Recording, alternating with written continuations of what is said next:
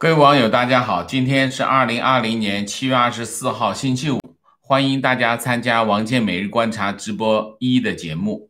我们今天的题目是：中国关闭美国成都领事馆，中美关系正在塌方。这是一个非常重要的后续新闻啊。那么前面是美国关闭中国驻休斯敦的总领馆。那么我们原来预期说中国会采取一些其他的方式报复，会尽量避免去关闭美国的领事馆，因为它会引发中美关系出现塌方式的后果，而这个后果，川普总统是要有这个后果啊，川普总统是在推动这件事情往前走，但是中国方面是想避免出现这个局面。中国方面是想避免中美关系的热度继续上升，但是事实正好相反。中国政府7月24号宣布通知了美国已经通知了美国关闭驻成都的总领事馆，成都也是总领事馆。那他说这是对美方此前要求中国关闭休斯顿总领馆的正当和必要的反应啊！中国外交部在声明中敦促美方撤销关闭休斯顿总领馆的决定，为两国关系重归正常创造必要条件。然后具体的细节，中方也给了美方72小时的时间限制，也就是说，美国是星期五上午通知中方是星期五的上午通知这个北京时间星期五的上午通知美方说你们72小时要关掉这个成都的总领馆，那么就意味着北京时间的星期一的上午，成都的总领馆，就是美国驻成都的总领馆要关闭。那么现在网友爆料说，这个美方收到通知的当天，美国驻成都的总领事已经离开成都回国已经回国。那么在此之前，川普总统已经表示过不排除关闭更多的中国驻美国的领事馆的可能性。那么国务卿蓬佩奥说这个中国派驻到美国的外交官远比美国在中国的外交官多他这么说，他星期四就昨天他发表了一个非常重要的演讲，主要是对华政策的演讲。那么在这个发表政策演讲的时候有记者就问这件事情，他这么说，他说我们宣布关闭中国驻休斯顿领事馆，是因为那是个间谍活动和盗窃知识产权的一个中心然后呢，昨天还发生一件事情，就是 Politico 这是一个美国的政治的刊物报道了什么呢？发表了一个采访休斯顿中国驻休斯顿总领馆的总领事蔡伟的一篇报道这篇报道说，蔡伟呢是说他他拒绝美方要求在星期五下午5点4点前关闭的这种要求。他说这个领事馆目前正在运作正常，星期五会发生什么事情再看那么这个事情就有记者去问蓬佩奥说那个蓬佩奥是这么说他说有关美国在中国的外交官的决定是中国政府的决定。那么因为根据互派外交官的国际规则，外交人员只能在得到接受国同意的情况下才能以外交官的身份留在那里。他说基于这个原则，他有信心美国能够实施关闭中国驻休斯顿领事馆的决定。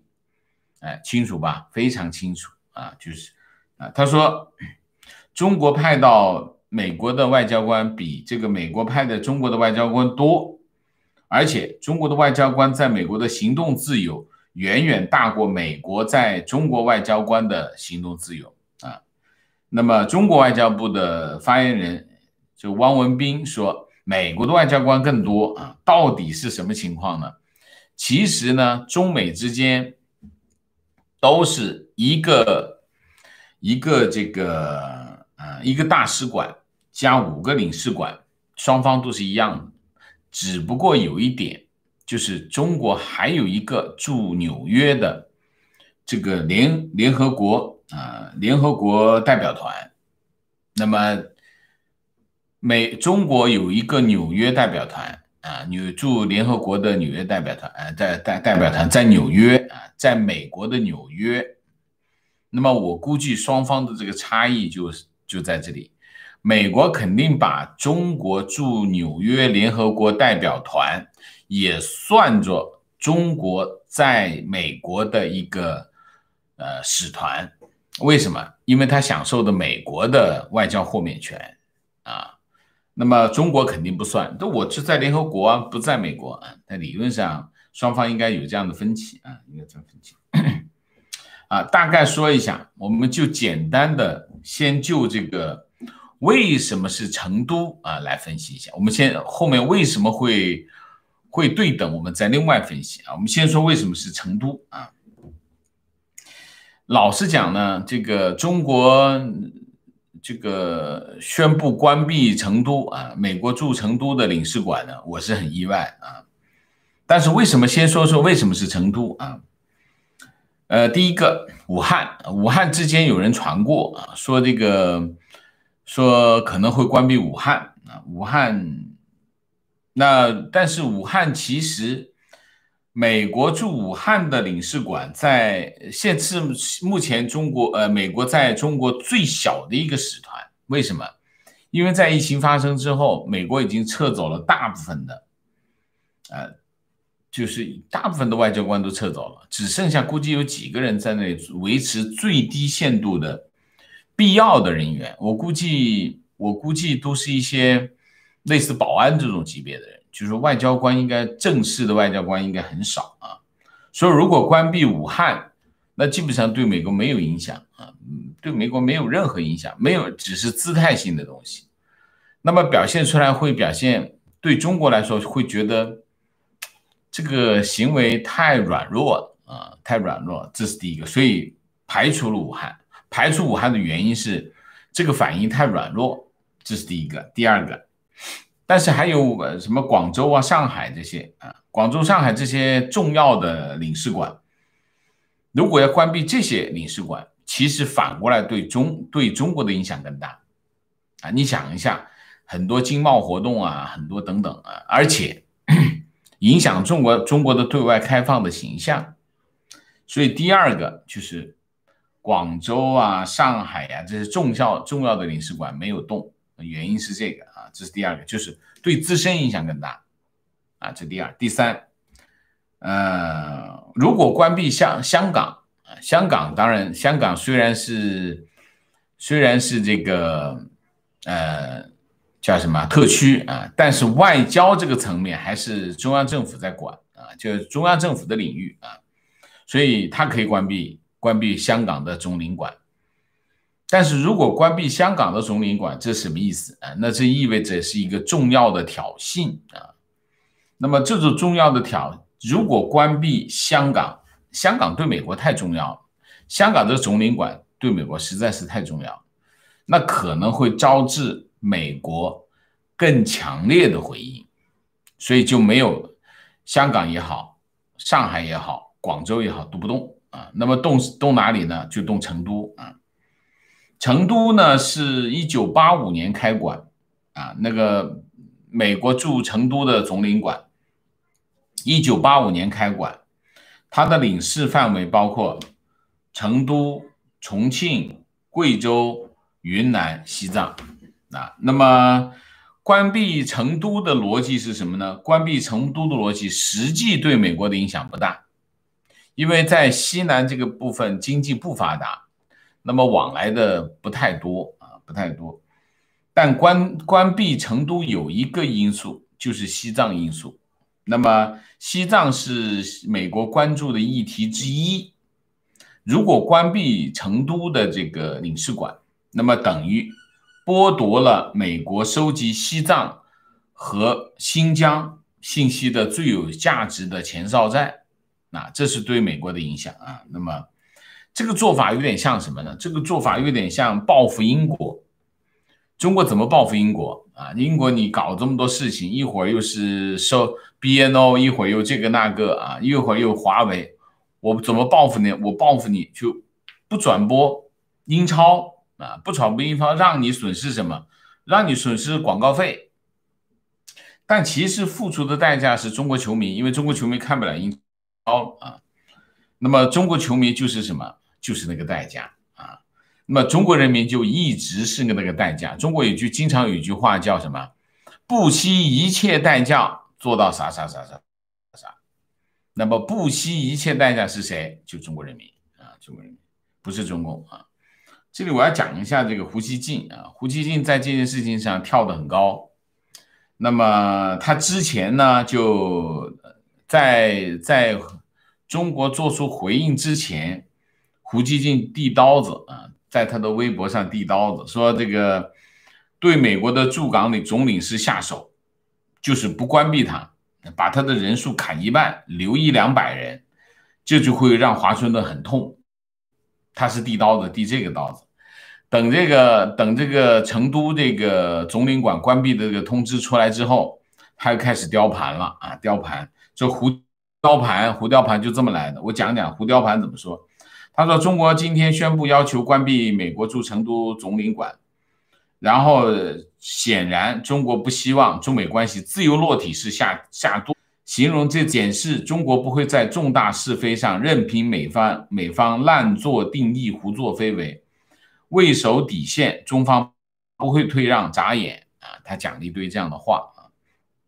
这个话呢，有没有道理呢？其实是你把它反过来说，就是什么意思就对了啊。就是说，中国关闭成都意味着什么？意味着中美关系在自由落体啊，在自由落体。这跟我们的标题正好反过来，就是你胡锡进的话，你反过来读，就基本上是对的啊。那么成都呢？成都的这个总领馆最出名的一件事情是什么？成都总领馆最出名的一件事情就是王立军事件。2012年那一年是谁啊？就是2012年就是习近平上台的那一年。但是那年发生了一件重要的事情，就是薄熙来落马。薄熙来落马跟什么有关系？跟王立军有关系。跟王立军2月6号他跑到重庆啊，他就是当时呢，他是重庆副市长兼公安局长，他就跑到乔装打扮从重庆出逃到成都，逃进了成都总领馆，美国成都总领馆啊，请求政治庇护。那个时候的国务卿是谁呢？就是希拉里啊，就是后来和这个川普对决的希拉里。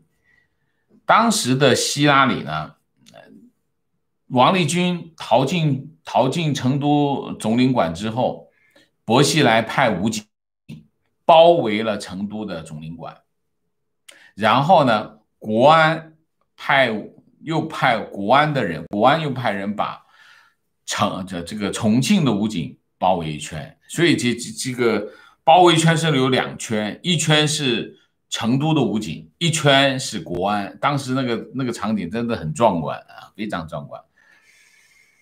那么这个时候最重要的是谁？最重要的是美国的决定，因为王立军在向美国申请政治庇护。这个时候希拉里就做了一个什么决定？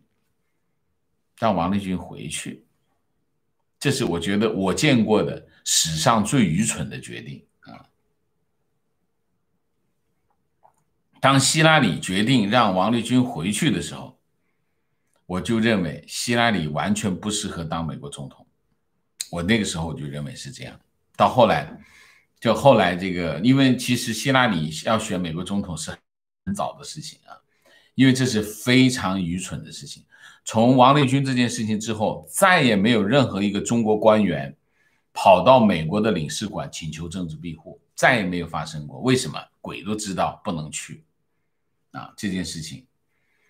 那么大概就是这样。然后王立军事件之后，王立军在美国成都总领馆待了1天就出来就被捕判了多少年？判了15年，后来在狱中死了。那肯定是被人暗害。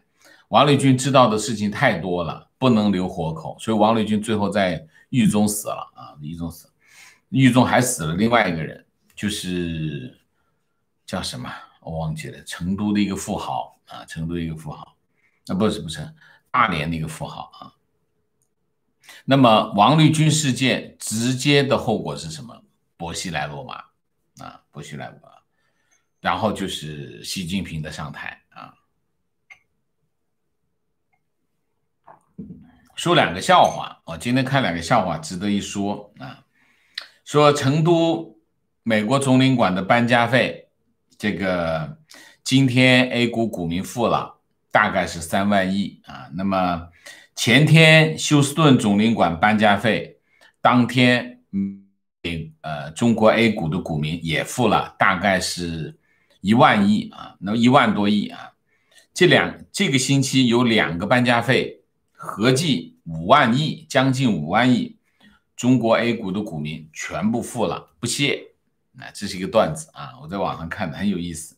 还有一个，为什么要关成都总领馆呢？中国网民说，因为啊，成都太多人说川普，有人听得懂吗？因为成都有太多人说川普，所以就关了成都总领馆啊，这就是一个段子啊，听得懂的人给我回应一下啊。好，我们来分析一下这件事情。关闭成都总领馆啊，第一，中国选择用关闭总领馆的方式来报复这个休斯顿总领馆的事件，对我来说是个意外，因为对于一个外交官来说他的思维方式就是计算损失、计算获利、研判对方的意图，然后研判我做回应能够得到的回应啊，大概是这样啊，大概是一个这样的思维模式。如果用一个外交官来思维的话，中国肯定不应该也不会去关闭美国驻中国的领事馆或者是总领馆。为什么？因为川普的意图就是要让中美关系自由落体的跌，或者让中美关系崩塌。因为中美关系崩塌的状况下，美国可以自由的选择他想对中国开火的部位啊，所以他就变得非常的有做行为的这种理由，他不需要做太多的解说，因为双方处于一个对峙或者冲击的状态。所以呢，我们昨天在做这个节目当中，我非常就是用外交官的思维来选择判断，估计中国不会关，特别是蔡伟的那个反应出来之后就我认为中国方面可能是选择在休斯顿总领馆在就地进行反抗完了以后，这事就过去了，继续往前走。但是呢，你一看昨天晚上这个新闻就出来了很多网友就说王老师你误判了，我是误判了啊。这个决定我一看到这新闻，我就知道这个决定是谁做的，这就是习近平做的这就是习近平的风格。什么风格？不认输，不认账，不认输是一边，不认账是另外一边就是这个决定肯定不是个职业外交官做出的决定然后就是这是一个什么决定呢？叫不认输，不认账。还有一句话，顶一下看一看叫顶一下看一看不行再说。这个思路大概就是这个思路啊，这个思路。所以一个解读，选择这种报复方式，明显是个意外，反映了习近平的风格啊，这就是习近平的风格啊。那么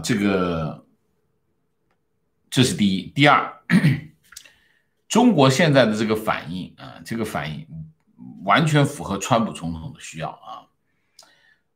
首先我们看美国选择关闭休斯顿总领馆，这个行动本身是有挑衅意味的啊，挑衅意味的，因为其实你看，在美国关闭休斯顿总领馆之前，中美之间并没有发生严重的外交冲突。就是外交领域上的严重的冲突，就是说双方之间并没有发生一个就是需要关闭对方的领事馆一个这么重大的外交行为的背景和条件，没有发生这样的事件。那么美国就去采取一个这个行动，首先它是有挑衅意味啊，这是第一个。第二个，从美国方面的行为来看，他的决定是很仓促的。他也不是一个，所以你看，美国的决定也不是一个外交官、职业外交官做出的决定，因为他的行为非常仓促，仓促到什么地步哈？美国做出这个宣布之后，这个国务院的发言人的新闻稿还没出来，就是他正式的回应还没出来，是记者跑去问。先是路透社的记者跑去问，后来其他的各个媒体跑去问，这个新闻统一的答案，开始的答案不一样，就是有出入啊，有一点点出入，其实方向是差不多啊，但语言表达是不一样的啊，但是后来才出一个正式的新闻稿出来，所以你可以看美国的决定也是很仓促的，就是他没有事先做准备。所以他的这个，你可以看出来，美国的决定也不是个外交官的决定。所以其实成都闭馆、休斯顿闭馆这两个决定都不是外交官们做出的决定，都是政治家们做的，政治家们做出的决定。所以这成都闭馆的这个决定，其实正好就符合什么呢？符合川普的需要。他可以自由选择升级，在这个前提下升级啊。那么这是第二啊，第三，针对中国的反应，美国的选择报复的方式就很多了啊，很多了。那么现在众望所归啊，就是旧金山，很多人在谈旧金山，就是美国可能会选择关闭旧金山总领馆。为什么？原因是因为，有一个解放军的军官啊，就是隐瞒了他的身份，在这个好像是加州大学哪个分院我忘记了啊，做访问学者啊。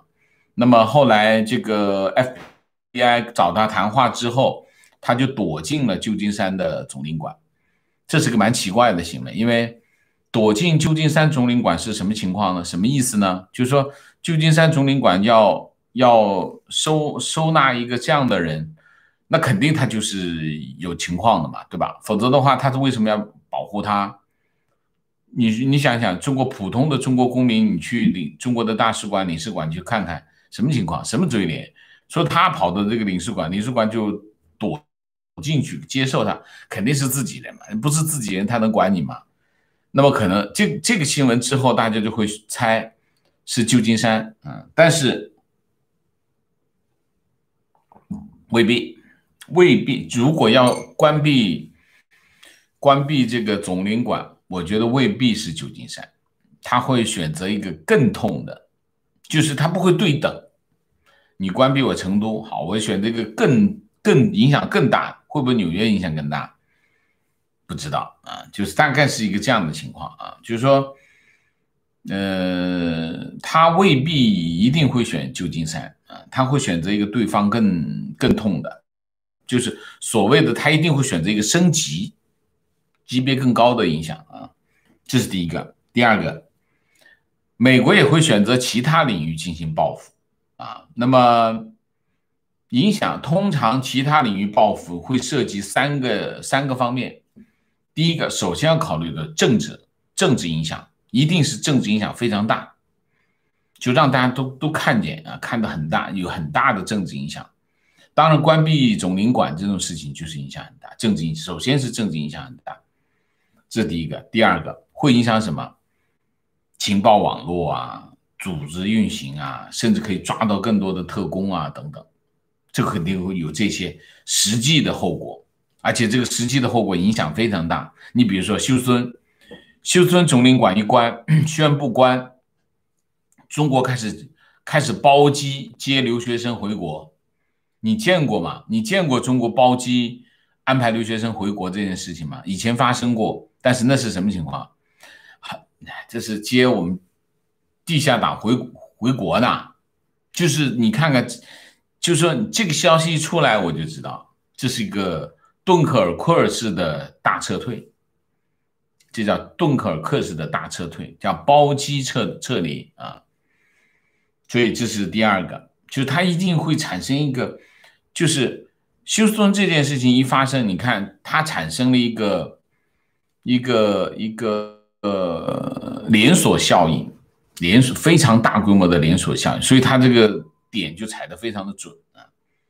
当然还有个什么考虑，就是经济啊，在经济上有产生巨大的影响，这三个层面可以考虑啊，可以考虑。那么第四，中美关系现在什么情况呢？我们现在走到这一步啊，那么中美关系正在发生一个塌方式的崩盘啊，中美关系就像自由落体一样正在往下跌啊，或者是雪崩式的塌方，大概是一个这样的情况。你可以从崔天凯，就是中国驻美大使崔天凯的自言自语啊，说商量都没商量，就发生了。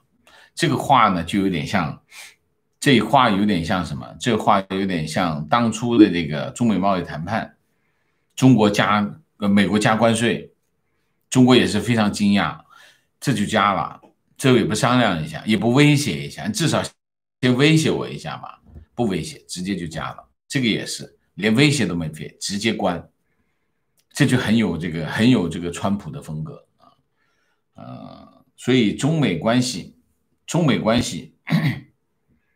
现在处于一个我们叫雪崩式的塌方啊，那么这是为什么？这跟川普总统的看法有关系。川普总统的有两个基本判断，第一个基本判断，中美关系现在已经到了一个这样的关头，没什么好说的了，把中美贸易协议放到一边，这个已经不能够再限制它了，不能对它再进行牵制作用。然后把这个放在一边，你就会发现，川普总统至少有180度的射击方向。那这是第一个，他就一下子，川普总统当他把这个中美贸易协议一放下的时候，他就知道了余茂春说的美国在现实当中对中国的巨大优势，他一下子就理解了，因为他的射击方向这么多，弹药这么充足，他真的有巨大的优势，这是第一条。第二条，他也明白了他现在的处境，这个在选情上他是落后的啊，不管民调有多么大的误差，从所有的民调来看，川普总统的选情是在落后的啊，这个我认为是真实的啊。虽然中间有很多民调有一些偏差，有一些媒体有一些bias， 就是叫什么预设立场，但是我们把这些东西抹开看，川普总统的选情仍然是落后的，他必须制造新的议题，而这新的议题是什么？对川普总统来说就是中国议题，没有别的选择。所以他在这个时候这两个东西往中间一放，大家就往中间一放，就明白现在中美关系自由落体的原因是什么啊？所以在这个问题上，其实没有其他的更复杂的背景，大概是这样啊，大概是这样。其实我今天还准备了很多，准备了很多什么呢？其实我看到一个新闻，香港民建联民建联大家知道吗？就是网络出状况，刚才网络出了1分钟的状况啊，我希望不要再发生。我其实呢，我还是想说一下香港总领馆，因为香港总领馆对美国其实是非常重要啊。这个香港总领馆，其实呢，原来是租给美国的这块地啊，这块地非常的大啊，大家可以去看一下啊。后来呢，就是用75年加75年的模式继续租，本来是滚动租的。后来呢，这个美国呢就跟香港政府好了，可以了啊，可以了，不用再回应了啊。那个就跟香港政府商量说，这个要不这块地你就卖给我吧。后来这块地4400万，美国就把这块地买下了。所以就算是就算是中国把美国总领馆关闭了，美国的总领馆的那块地和上面的建筑物仍然是美国的，所以你还是赶不走它啊。那么中间其实我想讲一下什么呢？讲一下休斯顿总领馆到底会怎么样？这个其实是大家感兴趣的啊。那么所谓两军交战不斩来使啊，那么就算是美苏之对立的冷战时间，这个大使馆这些都是运作正常的啊。为什么？有一个维也纳外交关系公约啊，那么它里面有一些规定啊，规定什么呢？就是使馆不得侵犯啊，这是一个规定。第二个，接收国官吏就是官员，非经使馆人员同意不得进入使馆，这是第二个，就是2个非常重要的原则，就是不能够侵犯他的使馆范围啊，而且你没有允许不能进入这个使馆。还有很多细节，比如说外交人员不用交税，然后在接收国自由通行，然后外交文件袋和寄出的外交邮件不得截查，外交拥有外交豁免权，不接受驻在国的法律管辖，然后在接收国驻在国不得侵犯等等，它有一系列的细节。但这里面有个问题啊，很多误解，使馆是谁的领土？使馆的土地到底是谁的领土？以前有一个说法，说比如说我们国家，我们就是在你那里的使馆范围是我的领土，其实不对啊，其实不对，就是比如说那个使馆仍然是当地的领土，只不过我们签了这个维也纳公约，这里面就规定我不能进去而已，不得侵犯而已，但是领土还是对方的领土啊，所以这个没有问题啊，这个没有问题，所以这个问题大家有一些误解啊。那么还有使领馆不享有治外法权啊，就治外法权什么意思？就是只是接收国不得向使馆人员行使司法管辖权，或者说外交人员有外交豁免权，他没有这个治外法权啊。治外法权就是用我的法律在这里行使我的法律，不是他没有这个权利，他只是呢驻在国不得向外交人员行使他们的法权啊，只是这个2个。那么如果休斯顿总领馆不走怎么办啊？这里我查了一下资料，它会形成一个僵局啊。什么僵局呢？就是说，除非美国出动武力，就比如说切断水电，或者是强力驱除，否则只能协商解决。有出现发生过这个事件，发生过什么呢？1984年，利比亚驻英国大使馆，当时呢有这个反卡达菲的示威，然后呢使馆里面有人开枪，打死了一个英国女警，还伤了10个人，然后英国警方就把这个使馆封锁，不得出入啊。那么谈判，那么利比亚就坚决拒绝英国的这个警方进入使馆，英国的确是没有进去啊，没有进去，但是呢，他宣布断交，要求利比亚1周之内搬走啊，1周之内搬走。那么中国的情况就是中国驻休斯敦的使馆可能发生的情况也大概是这样子。如果中国坚决不走的话，那你只能是就是说第一个关闭，它不关闭，你可能断水断电，取消他的签证，然后就驱逐他，只能是这种方式啊，没有其他的方式啊，大概就是这样。那么总结一下就是2条啊。第一条，中国关闭这个美国驻成都总领馆，会加剧中美之间关系的恶化。那么中美关系现在正处于雪崩式的塌方的状态，这是第一个总结。第二个总结，那么这种局面持续下去啊，会引发一系列的升级行为。这一系列的升级行为我们现在无法预判，但是肯定没有疑问的是，中美关系正在向更加恶化的方向发展，好吗？ OK， 我们今天的主题就讲这么多，我们下面进入互动啊。进入互动之前例行公事，请大家点赞啊，请新来的网友订阅，请大家加入我们的会员，支持我们做更好的节目。那么我在这里也提醒一下啊，特别是提醒一下新来的网友啊，最近我们开始新的订阅开始恢复了啊，我这提醒一下，请大家尽量的回看我们之前的一些节目，因为我们现在呢有很多的网友，那么有很多的网友在线，所以我们不能够把太多的背景资料做介绍，这会影响我们的这个内容的丰富性啊，所以我就现在讲这个猴子变人的事情讲的比较少。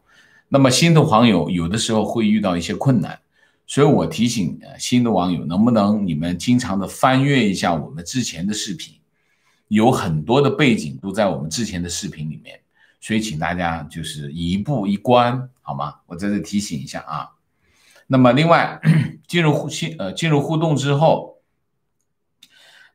有2点请注意啊，第一，请大家不要聊天啊，那么提高我们的沟通效率，这是第一个。第二个，3个情况、问题、观点，好吗？好，我们进入互动啊，明谢一下。984 degree， 谢谢。Hi sir，buy you a Indian chokadi 啊 ，thanks， 谢谢，谢谢。露露王，谢谢，请王老师吃澳洲 meat pie， 我们一起见证历史。好的。贝拉瑞，谢谢。迪安娜，谢谢，好久没赶上直播了，有机会来支持一下，谢谢迪安娜。3根铜，谢谢。倪胖，谢谢。个人的看法，他们之所以赖着不走，其实巴不得出点事儿，他们甚至想牺牲1-2个人，就是做戏给国内的人看，弄个全民反美，类似南斯拉夫使馆事件危机一样。有可能啊，有可能制造一些事件啊，不死人自己弄死个把人，大概是这样啊。这种戏码他们很熟练啊。Happy， 谢谢啊，这个是什么字？我不知道怎么读。Carvano， 谢谢。Rick 赵，谢谢。最近比较忙，一直没有赶上直播，望先生见谅，谢谢。魏先生乔迁贺喜，最近风起云涌。昨天看蓬佩奥的演讲稿，呼吁墙内人民一时哑然，想起大宅门一句话：白家门里男男女女上上下下里里外外全是乌龟王八蛋，言辞激烈，看穿人民炮仗，实在悲从中来。anyway， 请王先生喝茶，好，谢谢啊。某某，谢谢。李世宏，谢谢。杨俊哲，谢谢。王老师直播辛苦，喝一杯咖啡。这次关闭的是成都总领馆的行为，非常符合习近平性格，感觉会一条道走到黑。李梅，谢谢。曾明奇，谢谢啊。好，我们现在进入互动啊。情况：继中美关闭总领馆信息发布，美 A 股三大指数大跌，沪指跌近 4%， 失守3200点，北向资金净流出140亿，股市大跌。观点：老美终于明白了，你推搡我一下，我就给你一拳；你给我一拳，我就捅你一刀啊。情况：汇丰中国关闭了深圳龙岗支行。环球时报说汇丰与美国构陷孟晚舟。汇丰不会构陷孟晚舟，汇丰只是提供了资料提供了什么资料 ？FBI 需要的资料，他有没有拒绝的条件？没有，汇丰其实是没有拒绝的可能所以环球时报这样说汇丰其实是两个字，龌龊他明明知道怎么回事提问：关闭成都使馆，一尊知道吗？这就是一尊的决定。情况：成都领事馆有傻子屁民放鞭炮被抓起来了。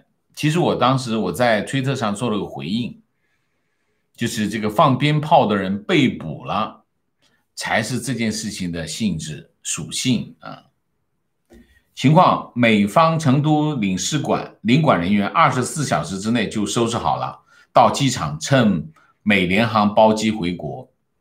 low 逼，成都消防还架个云梯，央视还现场直播，真是活脱的老佛爷在世，转着圈丢人。情况：华为美国的总部就在德州，我想蓬佩奥说的间谍活动可能跟这个有关。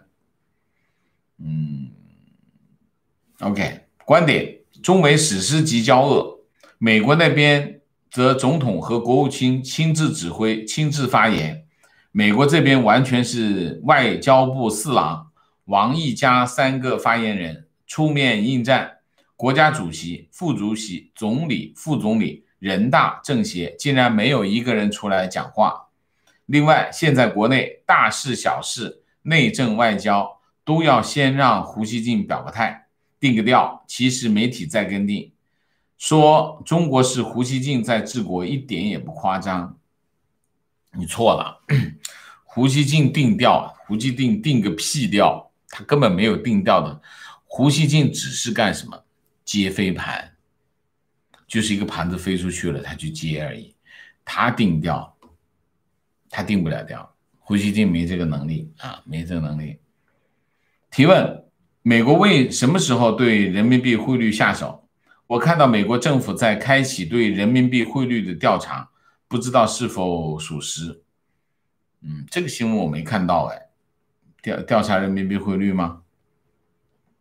没有看到。情况：最新美国政府快讯，中共休斯顿总领馆内一名姓曾的高官携带大量文件叛逃，目前接受 FBI 24小时保护，自称是不甘心回国接受内部审查和批判。这个理由我觉得很可靠，因为中共一定会把这批人当替罪羊展开批斗。中共对内部失败的人一贯很残酷。第一，有没有人叛逃？我不知道，我没看到这个新闻。叛逃需要理由吗？叛逃不需要理由，叛逃不需要理由，你就叛逃了就好了。至于说他回去会被批斗，美国选择休斯顿进行报复，跟休斯顿使馆里面的人表现有没有关系？没什么关系。或者说他出现了工作的偏差，导致美国下手休斯顿，有没有这个可能？有一定的可能性，但是你不知道，为什么？因为美国人不会告诉你，你只能做一定的研判，所以这个理由我觉得不成立。就说讲这个理由没意义，因为你叛逃需要什么理由？不需要理由，我只是不喜欢他了，我就走了，就够了，就完全是够了啊！这是一头，另外一头就是说，这个里面的人会被批斗这件事情，我觉得不可考啊，不可考，所以我们把后面这么忽略，我们只是说，姓曾的这个高级官员叛逃就够了，我觉得就足够了。但是我现在是没有消息，我没有看到这个消息，好吗？情况今天看到美股也在大跌，很担心川普会因为股市大跌而收起大棒。把美股和川普绑在一起的是谁？环球时报啊，那你就知道我说什么了，好吗？观点：如果关香港的美国领事馆总领馆，美国有机会直接承认台湾，把领事馆搬到台湾。美国的总领馆是有历史地位的，想想美国1843年就到了香港，土共那个时候还不知道在哪儿呢。胡同志和工联会已经不只是猪队友，简直是白痴。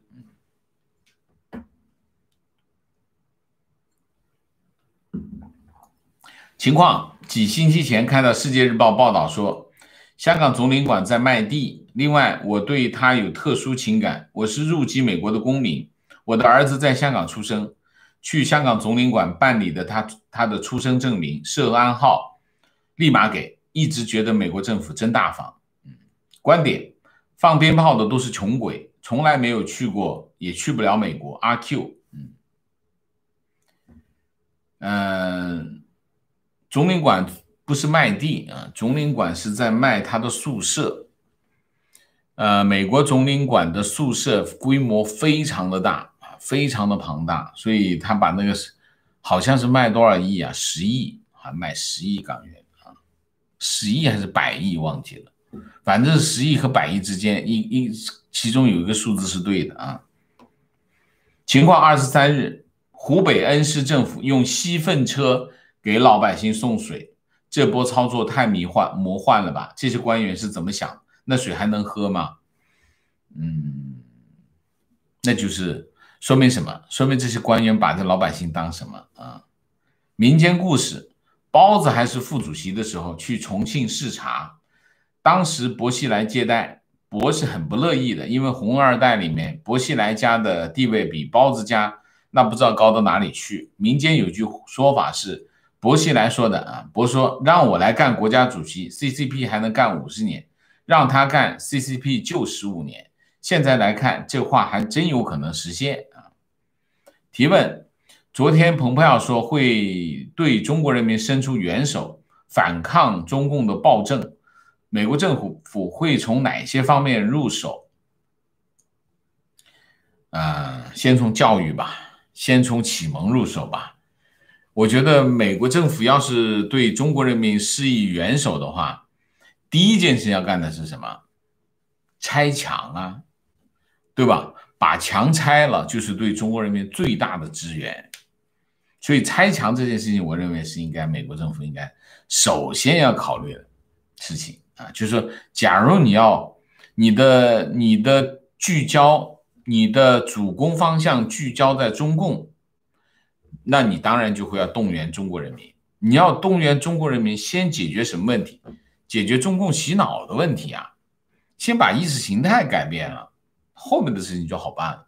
所以应该是什么？聚焦美国的对华政策应该第一条聚焦中共，第二条支援中国人民，第三条采取一系列的措施，把这2个东西落到实处啊，落到实处。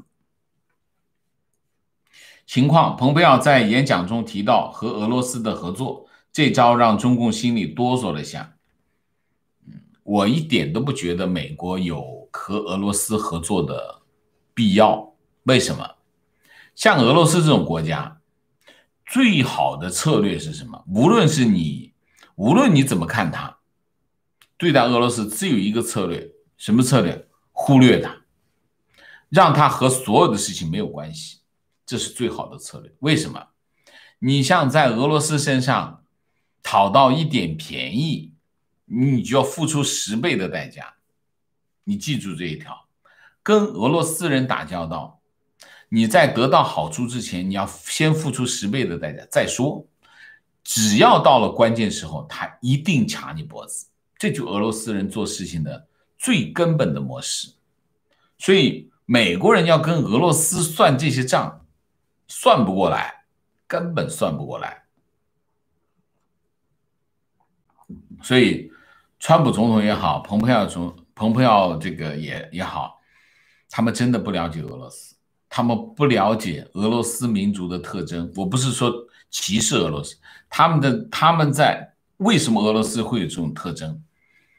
因为他们在夹缝中生存，一直在夹缝中生存，所以他们的这种求生欲望非常强烈啊，所以跟中国要取得俄罗斯的支持，我觉得也是痴心梦想。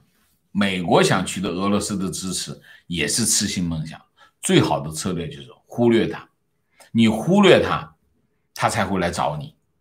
他来找你，你只跟他谈生意，你就巴巴的找他去谈生意，就像那个谁，就像川普巴巴的找普京，这叫什么？这叫你求他就不会什么好生意的了啊。有句话怎么说来着啊？忘记了，想起来再跟大家讲。观点，很多墙内的人一直搞不明白，为什么川普天天盯着中国干？到底中国哪里得罪了到底中国哪里得罪了美国？我想说，川普要干 CCP， 早在川普和希拉里竞选演讲时就已经表明态度了。川普和希拉里的竞选演讲，好比比好莱坞大片还过瘾。川普提到最多的就是 China， 老百姓天天圈养，啥都不知道，其实早就应该预料到了。情况，我觉得我们曾经有一期节目，其实我印象中，今年年初的时候啊，就说在中美贸易战前后我们的节目当中，所以大家如果要真的对这个议题感兴趣，就要看我们早期的节目，就是今年年初啊，就是中美贸易战比较激烈的前后，为什么中美之间会爆发贸易战？它和中美关系有什么关联？我们曾经非常详细的做过一些分析，所以大家可以去看一下，好不好？我们就不再花时间来讲这个议题。这个议题很重要，很多网友是不清楚的。这个议题很重要，大家可以往前翻，会找到有一些议题在讲这个议题，讲这个内容，好吗？情况0724大陆某省官媒宣传提示，我最爱看了，关于叉叉叉市的最新那就是大连大连市的最新疫情情况暂不报道，有关疫情最新报道按省指挥部要求进行。OK， 那就是扩散了啊。观点，川普为了避免不能连任的情况下，对中共下手的功劳被别人抢去，他一定会在竞选中对中共出手，这几个月就要激发矛盾了。他不仅仅要激发矛盾，这不仅仅是激发矛盾的问题。川普总统不仅仅现在要开始下手，而且必须在3个月之内取得成果，就要有结果，不能光打也不行光打只是在打不行，一定要有成果，一定要让美国人民看到我们胜利的果实。虽然这果实可能是一部分的果实，但是一定要有果实出来。这是川普总统心里想的情况，解放军发布封海公告，拟定7月25日到8月2日在雷州半岛以西组织实弹打靶，那就是针对美军的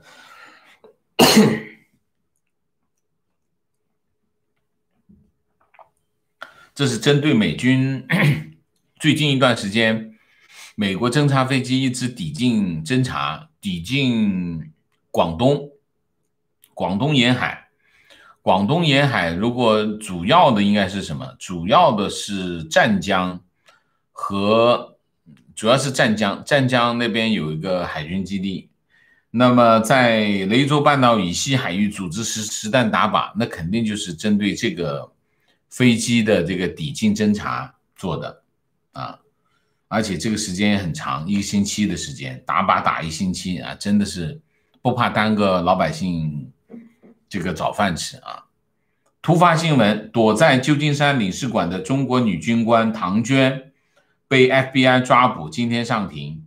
哦，那是为了保旧金山领事馆吗？不知道，我只是一说啊。提问：当初白宫驱逐国内8个有军方背景的大学生，第一时间就能买到飞机票回去，跟身边普通留学生回去难，是不是侧面证明美国是精准打击？非常正确，非常正确。提问：中美这样外交冲突升级，会不会断交？如果断交，美国会和台湾建交吗？我觉得中国会避免发生这样的事情，美国也会避免发生这样的事情。因为断交是什么？断交就是你回你的房间，我回我的房间，那打什么打？也没什么好打的。所以我觉得现在不应该讨论断交的问题。我觉得断交的可能性不大。当然，如果真的中美断交了，那美国一定会跟台湾建交，这毫无疑问啊。观点：东南亚没有墙，也有很多被洗脑，这和他们看的电台有关，习惯了看那几个台，就不会去看反中台，所以要打倒亲中媒体。提供选择嘛啊。小时候总听到一句话：中国人民将不惜一切代价，一直以为我们是人民，最后才知道我们是代价啊。OK。情况：蓬佩奥在演讲时，王丹和魏晋生在下面听，蓬佩奥请他们2位站起来跟大家见面。是的。观点：一尊和王沪宁没有可能并不介意和美国全面脱钩。从意识形态全面左转、美化文革、内循环等一系列现象来看，一尊本人并不介意倒退到朝鲜、伊朗那样的国家，最起码有可能保证中共政权像金家王朝一样稳固。但这种极左倾向与党内太子党起了激烈冲突，王老师怎么认为？王沪宁我不知道为什么你要搭上王沪宁，这跟王沪宁没什么关系。为什么？因为王沪宁只是一尊的马仔，只是习近平的马仔，他是以习近平为前提思考问题的，所以这个我们不讨论王沪宁啊。这第一。第二，作为习近平，他已经做到这个金字塔的顶端，他已经坐在这个王位上了。大家一定要想明白一件事情，你坐不坐在这个王位上，你想的问题完全是不一样的。如果我们在考虑什么，我们在分析习的想法的时候，你一定要把自己的屁股坐在那个王位上去想这件事情。如果你不是在屁股在王位上去想这个事情，你想的事情都是错的。为什么？因为你的出发点就不是习近平的出发点，习近平的出发点是坐在这个位置上，从这个角度去想问题的。就是说我可以接受这个损失，我也可以接受这个损失。为什么？因为看我有这么多，我拥有天下，所谓的中国的皇帝一讲就是天下，都是他的，所以这里少了一块没事儿，我还有这么多地方呢，所以大概你要从这个角度去想问题啊。所以什么左不左转都是手段，一切为了什么？一切为了这个位置，我能坐得这儿，所以我坐的这儿是所有一切的条件。那我坐的这，那我这首先想一下，这把椅子上面有几个腿？6个腿、4个腿、8个腿。我这8个腿，哪8个腿？我能少掉一条腿？我的腿有没有受影响？这个腿怎么样？我坐的这坐的稳当不稳当？有没有人会来跟我抢？我想得出这些事情。所以你刚才讲的这个问题是站在房子外头去看席，那么大概你会这样想。那你坐的这个位置上，你去想这个事儿又不一样啊，好吧？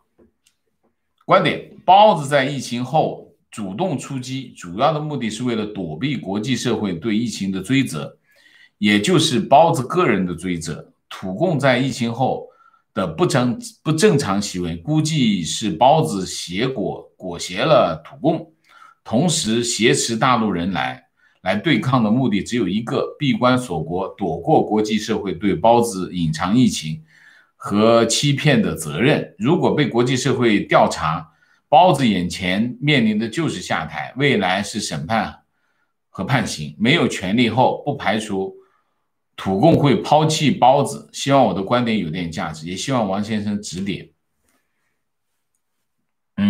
我其实想，我在读的过程当中，我就在想。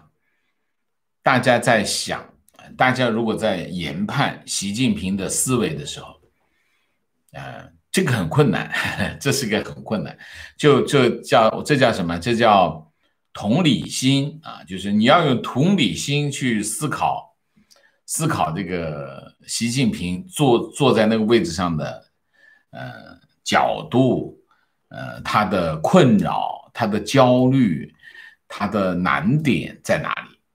大家不要老觉得说啊，我这个哪天等我有钱了，我就一天买3个油饼啊，吃一个看一个扔一个，你不能这么想问题。如果你是从这个角度去想问题，你一定无法想象一个百万富翁他是怎么吃早餐的啊，你也无法想象习近平坐在他这个位置上面他是怎么思考问题，你是无法想象，你不能够用一个油饼啊，买3个油饼的这个方法来分析习近平，好吗？观点：中共选择不主动撤离，应该是希望美国强制驱离过程中拍摄冲突情况，之后选择性的给国内看，煽动民族主义情绪，暗中组织民众上街游行，燃起民众反美情绪，可以压制内部的反对意见。这是不对的啊，我不同意啊。为什么？你看哈，到目前为止，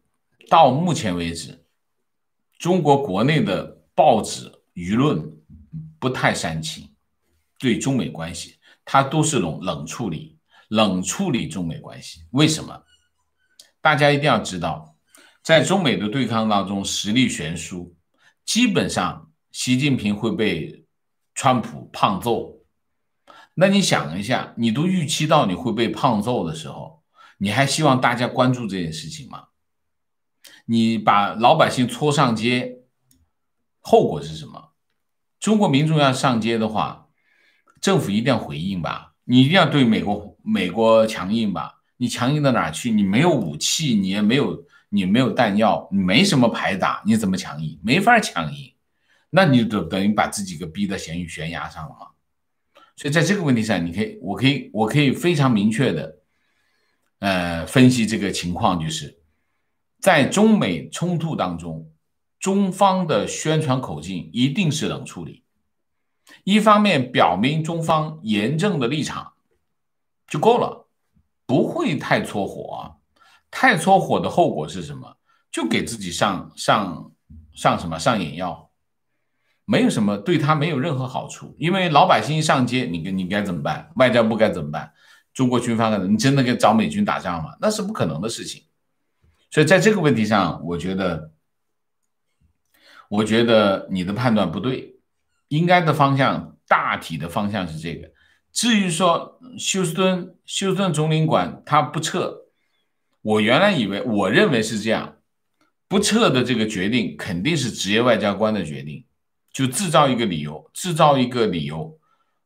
在本地和对方纠缠一下，纠缠一下就行了，就见好就收，就回来了，就等于我已经反抗了。那反抗了就反抗了，就这样就过去了。这职业外交家的思维啊。问题，王老师您好，想问问现在的情况对于留学生有什么影响？是不是以后都不能留学了？以中美脱钩的形势来看，中国留学生到美国去的前景是受到影响的，所以早做安排，早做准备没有坏处啊，没有坏处。而且中国和英国之间的影响，这个矛盾也在加深，所以中国的留学生在考虑未来留学的方向来说，美国、英国、澳洲啊都会有一些影响啊，都是有点影响。观点，提问，请问王老师，墙内优一轮拆店招运动，他们图个啥呢？是为了让基层与人民对立，从而纳投名状？拆店招基层和人民对立，怎么个对立呢？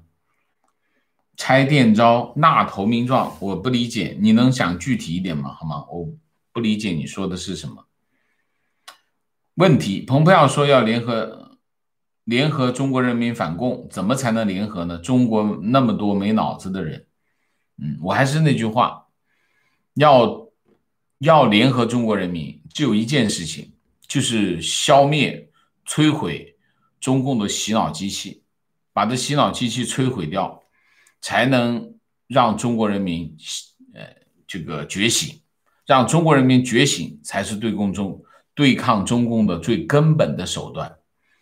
那么洗脑机器有一个条件，就是净化环境，那个条件是什么？就是墙，把墙拆掉，赶走五毛，消灭大外宣，你才能够净化，你才能够做这些事情。不把这些情况做掉，你联合人民动员中国人民的这个话也只是一说而已啊。观点 ：CCP 洗脑从娃娃抓起，家门口小学硕大的校训就是团结、求实、勤奋、进取、忠党爱国。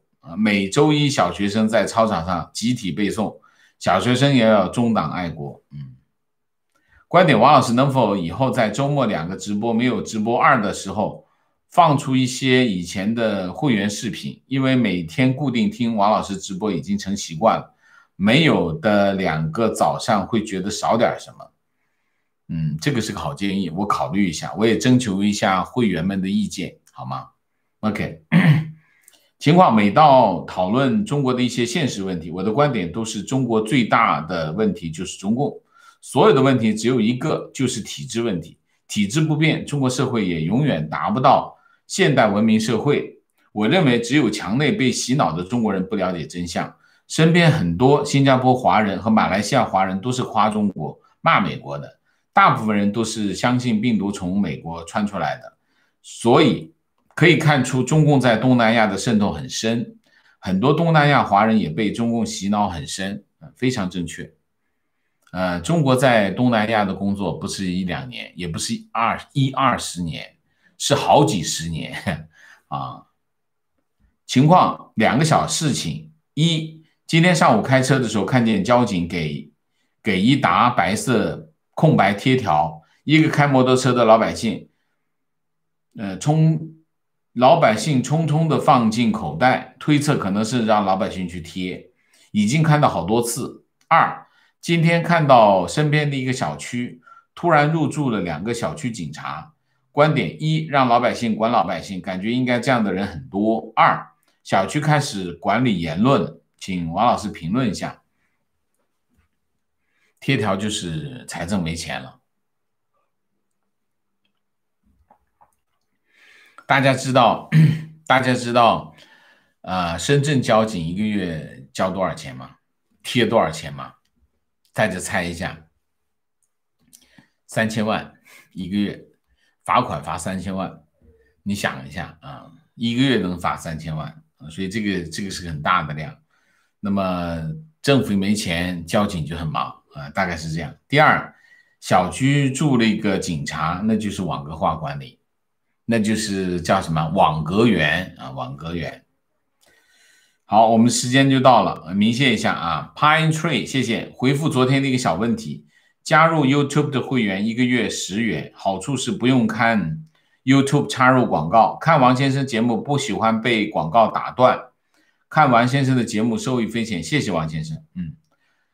我也加入了 YouTube 的会员，就一个广告都没有，10块钱1个月，所以大家可以考虑，如果觉得我的广告，因为我也控制不了那广告，有的时候我觉得系统有的时候它会出现一些偏差，它是什么情况啊？系统它是根据你这个节目受欢迎的程度来投放广告，你节目越受欢迎，广告投放越多。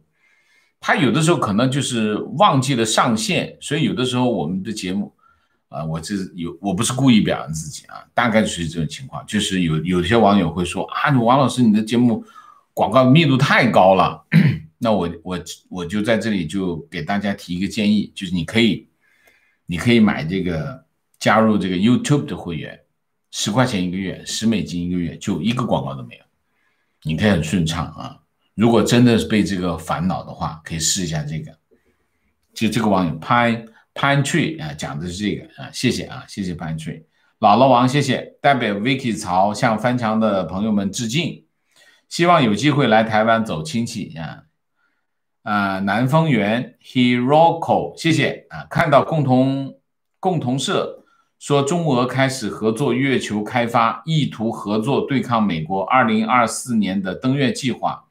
然后这几天俄在实施轨道上对卫星兵器，难道和 CCP 合作与美国进行宇宙大战吗？这个我们以前听说过啊。如果要在太空进行太空战的话，大家记得苏联崩溃，其中有个原因就是里根总统的星球大战计划啊，星球大战把苏联拖垮。那么现在又来个这个，我觉得没什么好说的。你看一下那个特斯拉老板他们那个公司叫什么来着？他们那个火箭发射上天之后，在2个火箭垂直回收，哇，那太牛了！这是一家民营企业啊，你看看差距在哪里？差距就在这里。不要讨论这个太空战啊，讨论太空战对中国没有任何好处啊。产 Claudia， 谢谢，祝愿中国人民早日拥有自主权。是的，张涛，谢谢，又见小熊猫了。是的 ，Crab J， 谢谢王先生的分析，请您喝 Jamba Juice 啊，谢谢 Jamba Juice， 谢谢。好，我们今天的节目就到这里，感谢大家的参与，我们下个节目再见。再见之前，请大家点赞，请新来的网友订阅，请大家加入我们的会员，支持我们做更好的节目，做更好的自己。谢谢大家，谢谢。